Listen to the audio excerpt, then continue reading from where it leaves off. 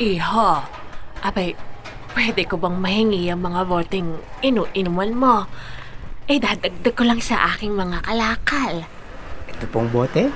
Ay, oo, iyan nga. Abay, kung maaari ay sa akin na lang pagkaubos mo ng inumin mo. Sige po. Sandali po, Lola. Kumain na po ba kayo? Ay, hindi pa nga. Hindi pa ako nakakaipon ng sapat na timbang para maibenta ang mga boteng na kolekta ko.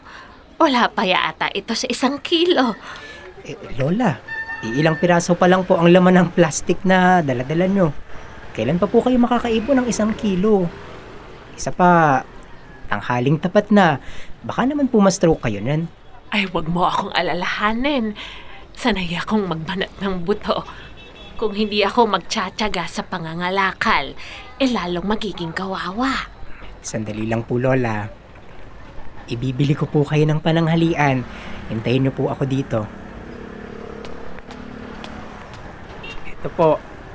Upo po kayo, Lola. Kumain po muna kayo. Ay, nako. Ay, napakabuti mo naman, iho. Wala po yun. Huwag na pong isipin. Kumain lang po kayo at magpakabusog. Sabihan nyo lang po ako kung may gusto pa po kayong kainin, ha? Huwag nyo na rin pong alalahanin ang hapunan nyo dahil ibibili ko na rin po kayo. Napakabuti mo. Maraming salamat, iho. Lola, matanong ko lang po, saan po kayo nakatira? Ay, dyan lang. Sa may kabilang barangay. Sa kabilang barangay ho? Oo, yung lumang bahay. Bakit po kayo umabot dito? At bakit po kayo nangangalakal sa kalsada? Ang totoo niyan, hindi naman ako dating basurera. Nasadlak ako dito dahil ito marahil lang nais ng tadhana para sa akin. Nais ng tadhana? Ano pong ibig nung sabihin? Ano po ba ang trabaho no dati bago kayo mapadpad sa ganitong hanap buhay? Iho, dati akong guro. Isang mahusay at kagalang-galang na guro. Paano po?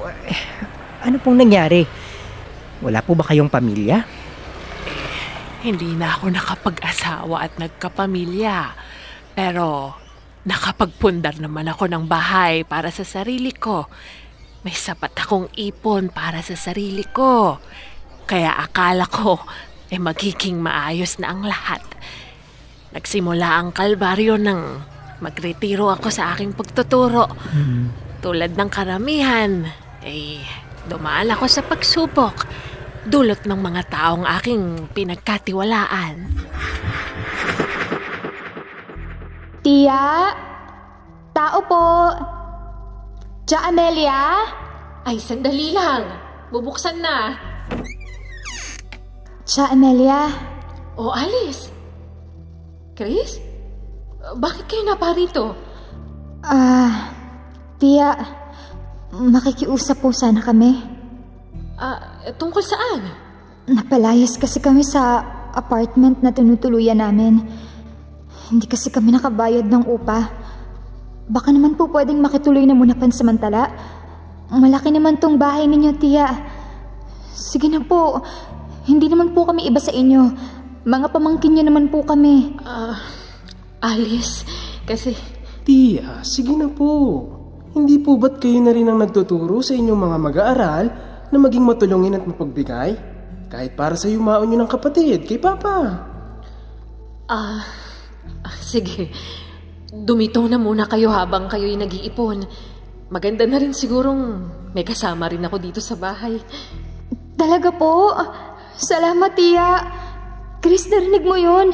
May matutuluyan na tayo. Oo, ate. Tia, salamat sa pagpapatuloy mo sa amin, ha? Malaking tulong to. Sabi ko na nga ba't sa inyo dapat kami lumapit. Naiintindihan ko ang sitwasyon nyo. O siya, tumuloy na kayo at kumain. Ang bahay ko ay bahay nyo na rin.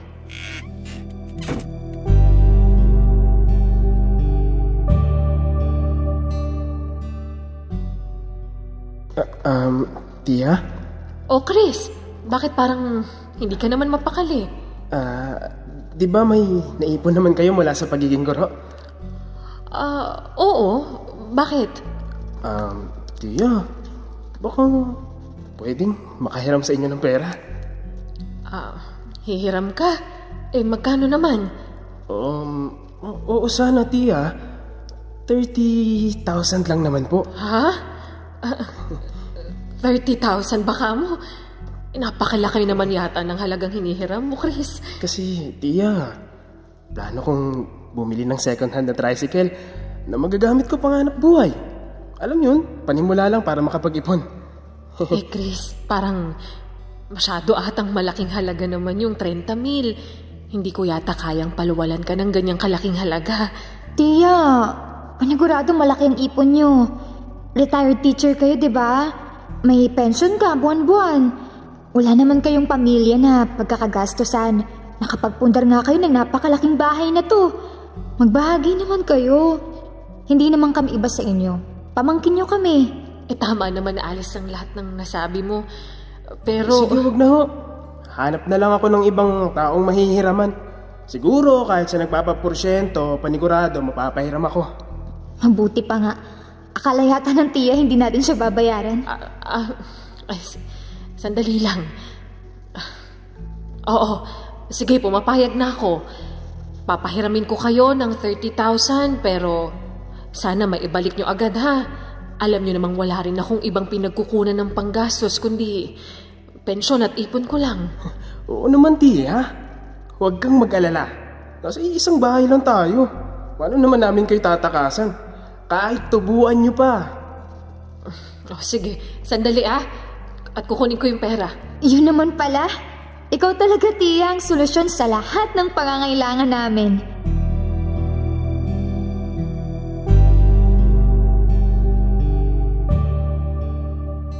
Tiya, bakit hindi nyo nalang kunin ang buong pensyon nyo? Paano kunin? Lump sum. Kukunin ng isang buo ang pensyon. Pwede naman yun, di ba? Oo, pero hindi ko pa naman kailangan. May ipon pa naman ako. Tiya, ayaw nyo ba nun? Isipin mo, hindi na kayo maghihintay ng pensyon nyo buwan-buwan. Mas mainam na hawak nyo na ang buo nyong pinaghirapan. Alam nyo na nasa sayo na ang buong pensyon. Naku, hindi na. Tiya, kunin nyo na. Tutulungan namin kayo sa pagpapalago ng pera nyo. Hindi yung natutulog lang sa bangko. O kaya naman ay inaamag ang pera sa tukador nyo. Ganun ba? Magandang idea ba yun? Ano pa't nandito kami mga pamangkin mo na nakatira sa'yo kung hindi ka namin tutulungan na mapalagong ipon mo? Napakaraming investment scheme na pwede nyong paglagyan ng pera nyo, tiya. Madaming mga professional din ang nagpapasok ng pera nila sa ganon. Tama. Kumikita ka nang hindi ka napapagod.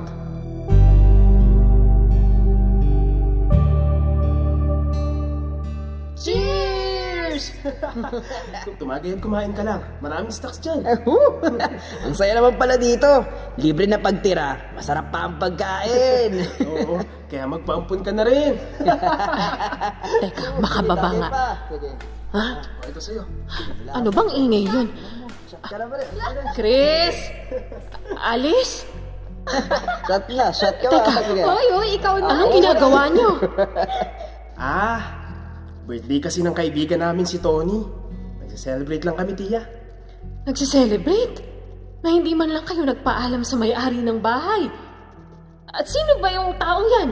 Nagpatuloy kayo ng tao sa pamamahay ko na hindi ko naman kilala? Tiya, kaibigan namin siya. Isa pa, nandito naman kami sa bahay. Kaya matulog na kayo. Kami nang bahala rito. Chris, kahit na. Dapat alam ko kung ano ang nangyayari sa pamamahay ko. At saan naman kayo kumuha ng perang pang-inom? Teka, dito nyo ba nilusta yung perang sinabi nyong ipang-i-invest? Tiya, ang sakit nyo naman magsalita. Chris, tama ba ako, ha? Parang bumawas lang ng konti. Akala nyo naman ikahihirap nyo na ang kapiranggot na salaping pinanghapi-hapi. Ano ka mo? Chris, Alice, mag-usap nga tayo. Pauwiin nyo na yung bisita nyong yan. Ngayon din, ha? Ano ba yan? Umuwi ka na nga muna. At baka mabastos ka lang ni Tiya. Sige po. Sige pre, sa susunod na lang ulit Salamat sa pa-birthday. Pasensya na po, tiya. Tuloy na po ako. Ano bang problema nyo, Tiya? Kailangan nyo bang itaboy pa ang bisita? Ganyan ba ang itinuturo nyo dati sa eskwela? Nakakabastos kayo. Ikaw, kayong magkapatid. Wala kayong karapatang pagsalitaan ako ng ganyan, ha? Abay, hindi kayo nahiya? Hindi nyo na ako iginalang sa tahanan ko! Ikaw, Chris, pinahiram kita ng pera dahil ang sabi mo bibili ka ng tricycle na panghanap buhay mo. Hanggang ngayon, wala pa akong matanaw na tricycle. Pagkus nagliliwaliw ka kasama ang mga barkada mo. Napakalayo naman yata sa ipinangako mo. Ano bang pakialam nyo? Pinahiram nyo na sa akin yung pera, kaya wala na kayong karapatang diktahan ako kung saan ko yun gagamitin. Anong walang karapatan, ha? Di ba't nangako ka na babayaran mo ko sa hiniram mo? Oo nga ho. Hindi ko naman itatanggi. Maghintay kayo kung kailan ko kayo babayaran. Pero sana, wag nyo naman kaming bastusin at ipahiya sa harap ng kaibigan namin. Nakakabwisit kayo. Sa susunod na hindi mo itikom ang bibig mo, ako magpapatahimik sa'yo. Diyos ko, pinagbabantaan mo ba ako, ha? Iyan kasi ang problema sa inyo, Tia. Ginalit niyo kaya nasigawan kayo. Ngayon kayong magdadrama, magpapabiktim.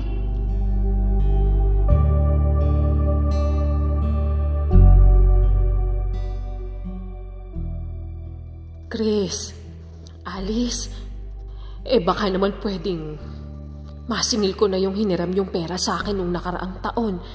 Yung 30,000 ba? Pati na din yung sinabi niyong ilalagay sa investment. Tia, nagbayad na kami sa inyo Bakit nyo pa kami sinisingil? Inabot ko na po yun sa inyo, di ba Ate Alice? Oo nga naman, Tia. Hindi niyo ba natatandaan? Matagal na naming binigay sa inyong bayad. Ha? Paanong nagbayad? Wala pa akong natatanggap ni Kusing. Isa pa, wala naman akong nakitang tricycle kaya alam kong hindi nyo nagamit ang pera. Tia, senior na nga ho kayo. Makakalimutin. Matagal na ho kaming bayad. Hinulug-hulugan namin sa inyo. Chris, matanda lang ako pero hindi pa naman ako ulyanin. Alam ko ang pera ko. At wala pa akong natatanggap na pera mula sa inyo dahil walang nakasulat sa listahan ko. Ano ba? Hindi ba kayo nakakaintindi? Wala na kaming babayaran. Tapos! Ngayon kung ipipilit nyo ang listahan nyo na malamang nalimutan nyong sulatan, ay bahala kayo. Paniwalaan nyo gusto nyong paniwalaan. Dahil wala na kaming babayaran. Abay, pinagkatiwala ko sa inyo ang pera ko. Dahil pamangkin ko kayo. Huwag nyo naman akong lokohin ng ganito. Maaaring mahina lang ang aking katawan pero hindi ang aking isipan. Natatandaan ko ang mga nagaganap sa buhay ko. Hindi ko po yata gustong tinutukoy ng pananalita niyo. Pinagbibintangan niyo po ba kaming sinungaling? Ang gusto ko lang naman ay ibalik niyo sa akin yung perang ipinahiram ko sa inyo. Kung hindi niyo ako may gagalang bilang tiya niyo, irespeto niyo na lang ako bilang dating guro.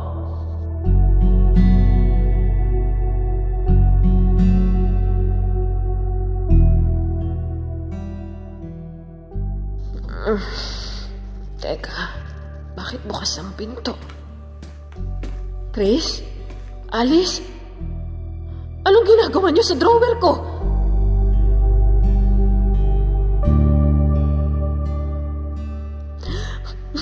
Nanay Emilia, uminom na muna kayo ng tubig. Salamat, Tina. Hindi ko talaga matanggap na ang mga pamangkin ko pa ang gagawa sa akin ng katampalasanang ito. Pagkatapos ko silang patuloyin, ninakawan pa nila ako.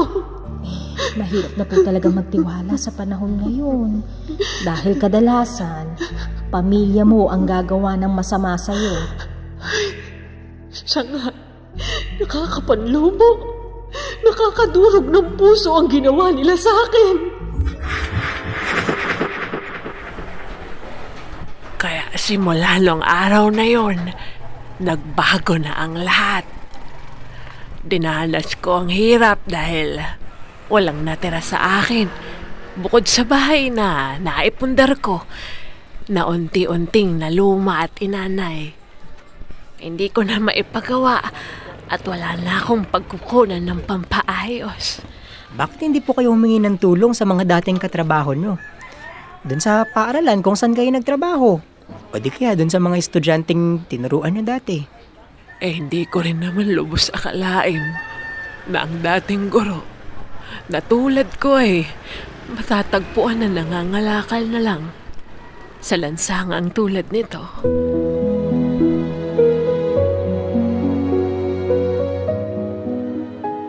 Dear love, ang buhay ay puno ng hindi matapos-tapos na pagbabago at pagkatuto. Habang minamasdan ko si Lola Amelia, ay hindi ko maiwasang malungkot sa buhay na dinanas niya. Wala na siyang nagawa kundi tanggapin ang kanyang malungkot na kapalaran. Kahit pa siya ay punong-puno ng panghihinayang.